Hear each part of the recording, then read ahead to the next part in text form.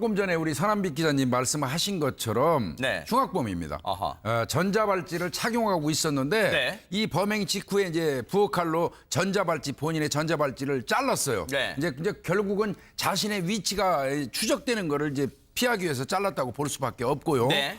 그런데 이 사건을 조금만 더 설명을 좀 드리면 네. 부연해서 설명을 좀 드리면 이 남성하고 피해자 이 씨하고는 그 같은 건물 세입자에 있었는데 네. 주차 관계 때문에 차를 서로 대는 거 관계 때문에 평상시 사이가 아주 나빴어요. 그래서 이 사람이 교도소에서 출소한 이후에도 이제 사이가 안 좋은 상태에서 네. 감정을 품고 그날 나타난 겁니다. 그때 가방에 사제총 16자루, 아하. 그다음에 흉기 7개, 그다음에 이제 야구르트 병에다 뭔가 채워놓고 심지를 꽂아놓은 거 이제 확인해봐야 됩니다. 네네. 폭발물로 추정되는 거 하나가 들어있는 네네. 가방을 들고 갔어요. 네네. 그리고 이제 이 씨를 만나가지고 보니까 그 피해자 이 씨가 그 건널목을 건너가기 직전이에요. 네. 쫓아가면서 사제총을 3발 정도 발사를 했는데 지금 바로 저겁니까? 네, 저겁니다. 네, 발사를 했는데 네. 다행히 이 씨한테는 맞지 않았고요. 네. 운 없게도 지나가던 그 여성분의 배 부위를 스쳐갔는데 그분도 뭐 위험하지는 않습니다. 네. 근데 이제 다행입니다. 예, 네. 그 총을 쏘니까 그 피해자 이 씨가 도주를 한 거예요. 근데 네네. 연세가 좀 드셨어요, 그분이. 네. 그러다 보니까 이 범인한테 잡혔습니다. 아하. 잡힌 상태에서 쓰러진 상태에서 범인이 네. 미리 준비했던 그 둔기로 네. 머리를 가격하고 이제 그 폭행을 한 거죠. 네. 그걸 본 이제 시민들이 경찰에 신고를 했습니다. 네. 그래서 이제 총기 발사되는 소리도 들었다. 네. 둔기로 사람 때린다 하니까 제일 먼저 출동한 게 이제 우리 김창호 경위입니다. 네. 이제 이 사람이 출동을 해가지고 도착을 하니까 범인은 범행 이후에 미리 사전 답사했던 그 오페산 터널 풀숲으로 숨었어요. 네. 그러니까 그 숲으로 숨었으니까 우리 저 김경희는 네. 그 인근으로 이제 수색을 하기 위해서 올라가는데 등 뒤에서 총격을 받은 겁니다. 네. 그래서 어깨 축지, 등 뒤에 어깨 축지 쪽을 통해 가지고 폐 손상이 와버린 거예요. 아이고. 그 현장에서 쓰러지고 네. 대치 과정이 이루어지는 거죠. 네. 그래서 이제 뒤늦게 아는 경찰관들이 총격을 한 3발 정도 네. 발사를 했는데 범인도 맞기는 맞았습니다. 배 부위에. 네. 근데 아까 보시다시피 그 방탄복을 방탄 입고 조끼를 입고 있었잖아요. 있었어요. 근데 네. 본인은 전혀 다친 게 없어요. 아이고. 예, 그런 그 대치 관계가 지속되다가 네.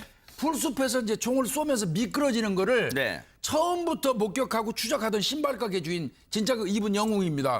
이분이 이제 덮치고 네. 그 인근에 있던 경찰 또 다른 시민들이 덮쳐가고 검거를 한 겁니다. 네. 그런데요, 서남빛 기자. 예. 이 성모 씨라는 피의자 정말 흉악범인데요. 범행에 나서기 전에 뭔가 암시하는 그런 듯한 글을 올렸다 이런 얘기가 있던데 어떤 내용입니까? 예, SNS에 올린 글인데요. 네네. 경찰에 대해서 평소에 굉장한 악감정을 가지고 있었던 걸로 보입니다. 그래요? 뭐 어떤 환청이 들렸는지, 어떤 환상을 봤는지, 뭐 네. 이런 부분들은 이제 정신병력이라든지 정신병력을 네. 통해서 조사를 해봐야겠습니다만, 네. 경찰의 내용을 좀 볼까요? 예, 네. 맞습니다. 지금 이제 작은 글씨로 보이고 계시는 이 화면인데요. 네. 앞으로 2, 3일 안에 지금 올린 시가 그 일시가 10월 11일이니까요. 네. 지금으로부터 불과 한 10여일 전입니다. 네. 2, 3일 안에 일주일 전쯤 됐어요. 네. 2, 3일 안에 경찰과 충돌하는 일이 있을 것이다. 아하. 경찰을 한 놈이라도 더 죽이고 가는 게 나의 목적이다. 나를 상대로 한 현행범 체포 현장에 출동을 하지 말아라. 네. 뭐 괜히 진급 욕심 냈다가 죽는 수가 있다. 네. 그리고 나는 경찰에 총에 사살되든가 생포되더라도 평생 감옥 또는 정신병원에 감금돼서 그곳에서 죽게 될 것. 이런 네. 얘기도 있고요. 네. 또 18일에는 내가 알아서 사고 치게 그냥 놔둬라. 뭐 이런 이야기들이 있었습니다. 네. 그래서 경찰은 현재 이런 글들이 이 성 씨의 범행 동기와 어떠한 관련성이 있는지 이런 것도 확인을 할 예정입니다. 김복준 의원님도 예. 이 글을 읽어보셨잖아요. 네. 예, 제가 봤는데 이 사람이 어떤 사람인지부터 빨리 설명을 좀 드릴게요. 네. 이 사람은 2000년도에 배달 일을 하다가 네. 자기 친구가 어딘가에서 여성을 그 성폭행하고 한 이후에 전화를 합니다. 이 사람한테. 아하. 나 지금 그 성폭행 끝났는데 너도 가담할래? 따라간 겁니다. 아하. 쫓아가가지고 여성을 성폭행해서 특수강간 혐의로 2인 이상이 이제 그 성폭행하면 아하. 특수강간이거든요. 네. 그걸로 구속이 돼가지고 징역 2년 6월에 네. 집행유예 4년을 받았어요. 아하. 그리고 나서 이제 그 집행유예가 진행되던 과정에 네. 2003년도에 미성년자를 성폭행합니다, 이 사람이. 네. 그러니까 이제 그 전에 있던 그 집행유예 기간하고 네. 5년 그 미성년자 그 그 성폭행에서 받은 네. 5년하고 합치니까 7년 6월이잖아요. 네. 그걸로 구속 수감이 됐는데 네. 교도소 안에서요. 네. 교도소 안에서 자기가 가해한 피해 여성을 또 거짓말했다고 무고죄로 고발하는 바람에 고소하는 바람에 8개월 추가형을 또 받아요. 네. 그리고 사실 참 이 얘기는 참 하기 민망한 얘기인데 의정부 교도소로 이감된 이후에 네. 교도소 내에서 교도관을 그 샤프 펜슬로 네. 얼굴을 한 10여 회 공격을 합니다. 그래서 그걸로 교도소 내에서 추가로 2년을 또 받습니다. 네. 뭐 그 이외에도 교도소 직원이 자신의 밥에다가 무슨 약을 타서 죽이려 한다는 등 뭐 명예훼손하고 네. 뭐 이런 걸로 뭐 벌금도 물고 네. 이러는 등에 해서 한 9년 한 6개월 정도 네. 형을 살고 나온 사람입니다. 예. 근데 최명규 원장님, 이 사람이 자신의 페이스북 계정에 올린 글을 좀 보면요. 앞으로 나는 2, 3일 안에 경찰과 충돌하는 일이 있을 것이다. 한 놈이라도 더 죽이고 가는 게 내 목적이다. 그런 글도 올렸고 경찰의 폭행사고 유도 작전에서 내가 참지 못하고 사고를 치면 이런 얘기도 올렸고요. 그리고 지난 6일입니다. 과거 나에게 강간 누명을 씌워 억울한 옥살이를 하게 만든 전현직 경찰들이 존재한다. 그리고 지난 9일에는요. 내 전 재산은 9,493원이다. 40대 중반의 실업자의 가난뱅이, 거기다 국민 왕따. 이 정도면 실패한 인생의 전형적인 표본이다. 이런 얘기를 종합해보면요. 뭔가 피해망상에 사로잡혀 있다. 그런 느낌을 지울 수가 없습니다. 네, 그렇기 때문에 이제 처음에 본인이 범행을 저질렀잖아요. 네. 거기에 대해서도 본인은 내가 범행을 저지른 게 아니라 내가 한 일은 그냥 우연히 일어난 일인데 자기를 범죄자로 만들었다고 이제 피해의식을 가지는 거고요. 네. 그런 다음에 교도소에서 지내는 동안도 마찬가지인 거예요. 네. 예를 들어서 이 사람이 그냥 배가 아팠어요. 네. 그럼 보통 사람 같으면 배가 아팠네라고 생각하지만 자기가 뭔가 뭐 장염이 걸려서 배가 아팠다고 절대로 생각하지 않고요. 네. 누가 자기로 하여금 이랬다는 거예요. 주차도 마찬가지인 거예요. 우연히 살다가 보면 우리는 자기 주차 자리가 정해져 있는 게 아니잖아요. 네. 저 인간이 여기다 주차를 한 이유는 나를 불편하고 힘들게 하려고 주차를 했다고 생각하는 거예요. 그런 식으로 생각하는 거예요? 네, 그렇기 때문에 이 사람은 만사를 살아가면서 계속 사람들이 자기를 못 살게 굴른다고 생각을 하고 네. 그러나 거기에서 또 우리 비극은 어디서 생겼냐 하면은 네. 그렇게 생각하다가 보면은 대부분의 사람들은 위축이 돼요, 그냥. 네. 근데 이 사람은 범죄 성향도 갖고 있는 거예요. 네. 그러다가 보니까 본인이 피해를 당하면 꼭 보복해야 돼요. 네.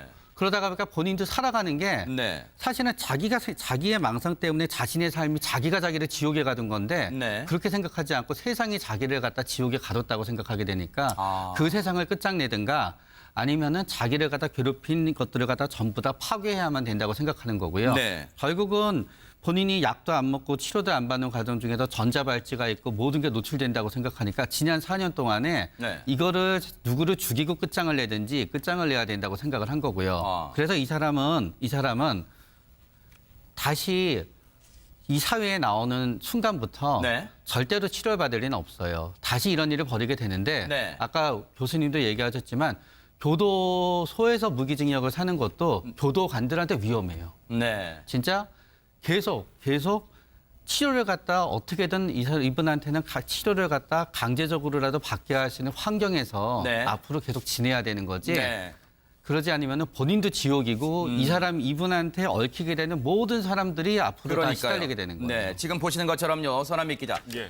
어제 이 범인이 무차별적으로 한 10여 발 총격을 가하면서 주변에 지금 보시는 것처럼 상가 유리창이 저렇게 보시는 것처럼 박살이 날 정도로요. 이 구멍이 선명하게 총알 구멍이 선명하게 뚫려 있습니다. 그런데 서남미 기자, 이 사람을 잡고 보니까 범행 당시 사용했던 불법으로 만든 사제총 말고도 가방에 무려 사제총 16정, 그리고 흉기, 둔기 등 7정, 그리고 앞서 김복준 의원님 말씀처럼 폭발물로 의심되는 액체가 담겨 있었습니다. 이 사람 검거가 되지 않았으면 또 다른 제2, 제3의 범죄가 일어날 수 있었는데 이 검거를 하는데 도움을 준 분들이 시민분들이 있었다면서요? 예, 맞습니다.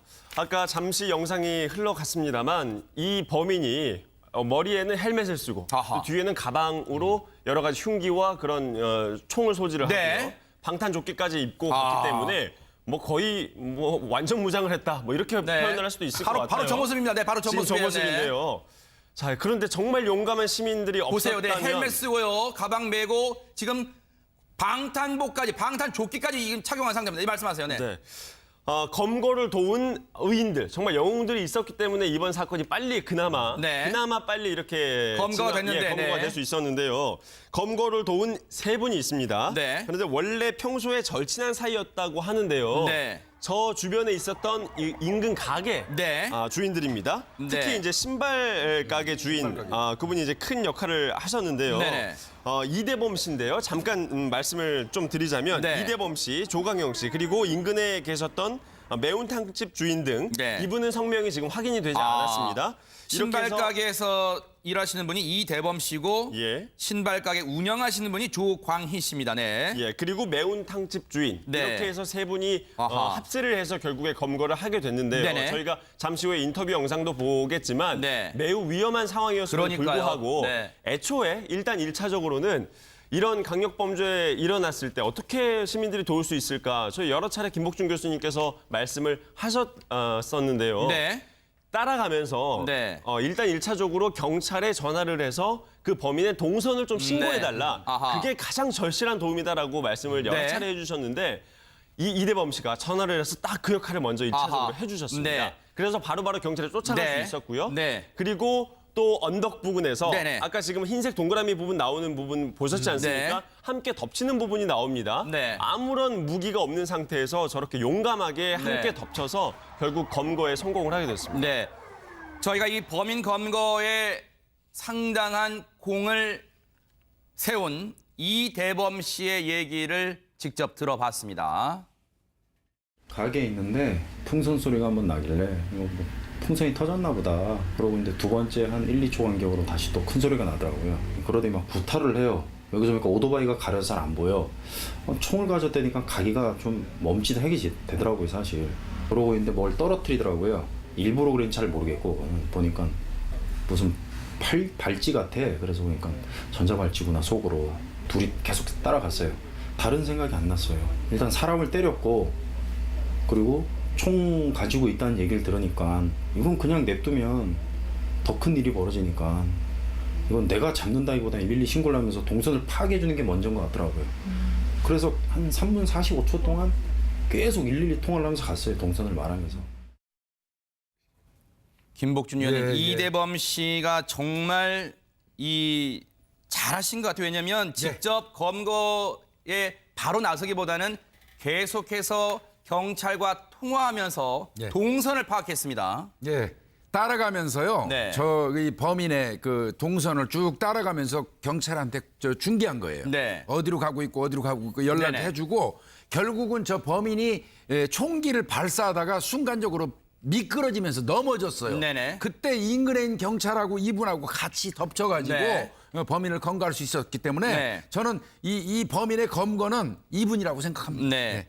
그런데요, 김복준 의원님, 지금 우려되는 게 이 사람이 불법으로 만든 사제총기가 무려 16종입니다. 사제총기 16종인데 보세요. 지금 앞서서 그림 나왔지만 어떻게 이걸 만들 수 있었을까? 저는 그게 궁금해요. 이게 지금 대한민국 한복판에서요. 저런 불법 무기가 활개를 치고 있습니다. 이거 제가 현직에 있을 때 수도 없이 이거 그 보고도 하고 그랬어요. 네.